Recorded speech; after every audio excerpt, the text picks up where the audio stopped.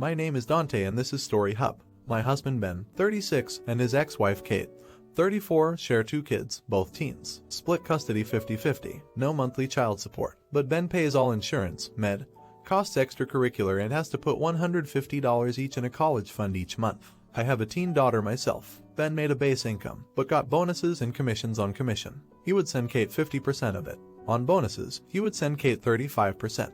This was not court-ordered, but very regular. Well, Ben was in a wreck. Couldn't work 5 months, got fired. Legal, called lawyer. Took 3 months to find another job that could cater to his new disabilities, but took a huge pay cut and no more bonuses and commission. I paid all bills plus his child obligations, even the average sum of what he sent Kate extra per month. During this time, after realizing his pay wouldn't recover, we talked to Kate and told her we can no longer afford to send her extra. As we weren't making it, she seemed to understand. During this time period, my child turned 16 and saved up $4,000 for a car. I've always promised to match whatever they save. This money was already put away. We got a car for $6,000. My kid pays her own insurance and gas. Ben Stein's daughter saw and somehow got late to lease her a car. In fairness, Kate didn't consult us about it. The next month, she hits us up for money. After some discussion, she assumed we figured out the money after seeing us buy my daughter a car. We explained that's not the case, but she got so angry cursing us and ended up taking us to court for child support.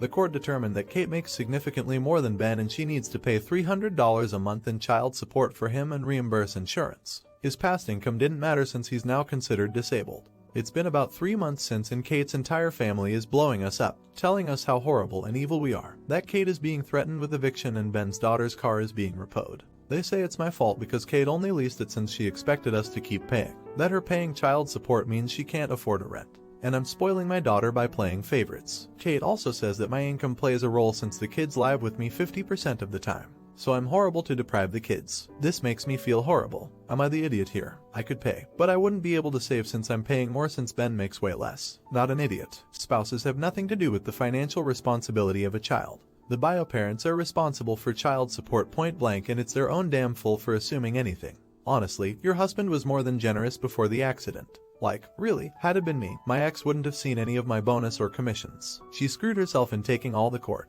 She made her bed. Let her lay in it. She sounds very greedy and entitled to me. And you all are doing 50-50. She's lucky she saw anything.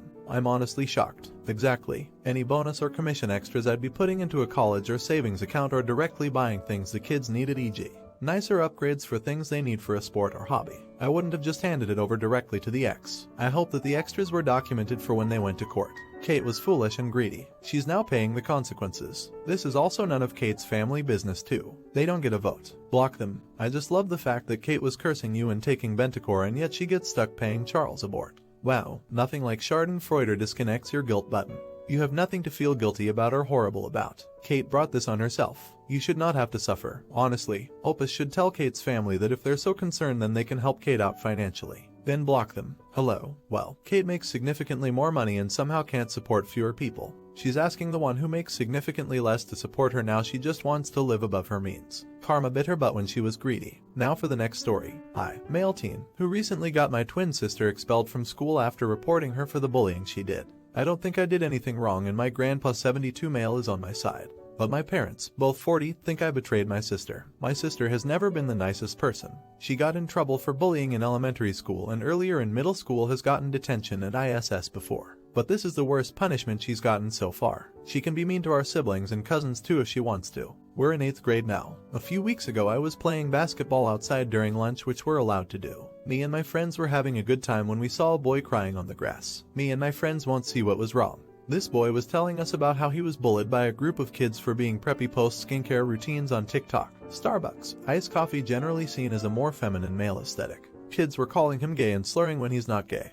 We told him we thought he was cool. He started discussing skincare and fashion with us. We don't know much about it, so me and my friends were trying to talk about Nike and stuff about fashion. We did know mostly sports stuff and he actually knew quite a bit about it. Said he started taking courses at a local college about fashion history. He's also the same age as us. After we calmed him down, we asked if he wanted to play ball with us, and we were amazed at how good he was. He said he's not really into sports, but he was so naturally good. Had us playing our hardest, and scored against a few of us when playing in teams. We encouraged him to potentially try out for the team in high school, and he said he'd consider it. Over the few weeks, we've started to hang out with him more and more. We rode about the park playing with him and he dropped his phone. One of my friends picked it up and unintentionally opened up the messages on Instagram. Since he got a notification for it, he saw someone text him. Awful Steph. The boy noticed my sister was one of the kids sending him the messages. We told him it wasn't okay and that we would go to AP with him. My sister and her friends were called into the office and they all got into a bunch of trouble. It was her 3 other girls and 2 other boys, one of which is her boyfriend. My sister was the ringleader and the cruelest, so she got the harshest punishment and was expelled. My mother and father said I shouldn't have gone to AP and instead talked to them. My grandfather has a different perspective since he was involved in progressive activist groups in his teen years and college years. And while he's straight, he saw his gay friends get bullied and was horrified about what she was doing, even though it was to a straight boy. My sister is calling me an idiot, a snitch, and says she hates me. My friends are reassuring me we did the right thing, not the idiot. Really quick, if you're enjoying the video, don't forget to drop a like. I think you did your sister a long-term favor. If she never has any consequences, how will she learn? If your parents always coddle those behaviors, she won't see a reason to change. Even now it seems like she has no regard for the person she hurt. She's only mad that she's in trouble. You did the right thing. Your sister sucks and she should be punished. Betrayal. How about she learns how to be a decent human being? Sounds like she's only mad because she got caught and is in trouble. Does she show any remorse to the person she hurt? Your sister has been doing this a long time and she hasn't changed. Your parents obviously didn't solve anything from the past, so what good would it do just to tell them anyway? Stand proud for what you did. We need more people like you in the world. You didn't get Sis expelled. She did. If you hadn't been there, your friends still would have asked him to join them, and Sis still would have been caught. Your parents protecting her from the consequences of her actions will make her worse. Also, huge props to you and your friends for not only talking to him, but including him in your group, even though he has different interests. Not everyone at your age would do that. And your grandpa sounds like an amazing person and the best role model. Now for the next story. I am 25, female, and have 4 older siblings. Seeing my parents regret having kids and struggle financially and physically, I realized at a young age I didn't want children. I love kids and spoiling my nieces and nephews is what keeps me alive. But I've never wanted any on my own. I worked my whole life set on one career, so why would I give it up for 18 years of regret? My husband doesn't want kids either, but he too loves our nieces and nephews. Well, my mother-in-law is a strong believer of man being the breadwinner and woman being a stay-at-home mother and housewife. She's very old-fashioned and so is my husband's sister. My mother-in-law doesn't have any respect for me after finding out that I won't be having kids. Every time I see her, she makes comments like at your age I already had kids or what are you even doing with your life with no kids? It annoys me, but my husband says to just ignore it and we only have to see her at family events. Now here comes the bad part. My father-in-law never wanted kids, but the mother-in-law baby trapped him and when my husband was 10, they divorced. Mother-in-law was depressed for a very long time and is still in love with him. The other day, my husband and I were invited to a small family get-together and of course we went. Everything went well and I was having fun. I picked up my husband's kid cousin and started playing with her. Mother-in-law took notice of this and walked over to me and said, "See, isn't that easy? Now you just have to have your own kids and do this. I mean, what else could you possibly be doing in your life? Stop slacking off." This annoyed me at the moment. I just said, "Oh, I don't want kids." Hey, kind of like father-in-law's name. Who knows, maybe my marriage will work out unlike yours because you're too selfish to take other people's feelings and wants into account. Mother-in-law stood there absolutely dumbfounded before bursting into tears. Everyone immediately rushed over and when mother-in-law told them, some laughed and some were mad. I felt so awful I wished I'd never said it. My husband dragged me to the car and said that although she had it coming, I could have found something else to say instead of absolutely tearing into her like that. I've received a few messages saying the same thing, but mostly calling me a messed up idiot. So am I not the idiot that was long overdue, and if your husband had handled his mom sooner and not let it go on for so long, it all could have been avoided. Just ignore it, is the biggest cop-out from husband. I feel like a lot of bad situations on here could be avoided if someone really handled things sooner before the ultimate burst. Many times my husband would say, if that were me, it would never even have gotten to that point. But I also get it. It's hard for people to really put up and enforce their boundaries, especially in a strong, assertive, yet respectful way. Took me many years. Not the idiot opus. It's always the worst when people who constantly degrade and belittle others are absolutely beside themselves, when someone has the audacity to be honest with them. She was counting on you never saying anything to challenge her. Well, color her surprised. What family doesn't realize is that she's been bleeding you with 1,000 cuts and you finally retaliated with a club to the face. You've probably taken more damage and suffered more pain, but that kind of blunt force trauma is more visible. That's why they think you're worse. The wife and I don't want kids, and according to someone, I appear vaguely menacing when I tell people off. Now for the next story. I'm 19, female, a current college freshman, and I'm part of a student committee that reaches out to incoming students to help them transition into the school for low-income students, defined as kids who will be on 100% financial aid when they come here. We're supposed to ask if they want to be a part of special programs for low-income kids. A lot of programs exist to help them when they arrive. I met with an incoming student, 18, male, whose family income is around $65,000 a year.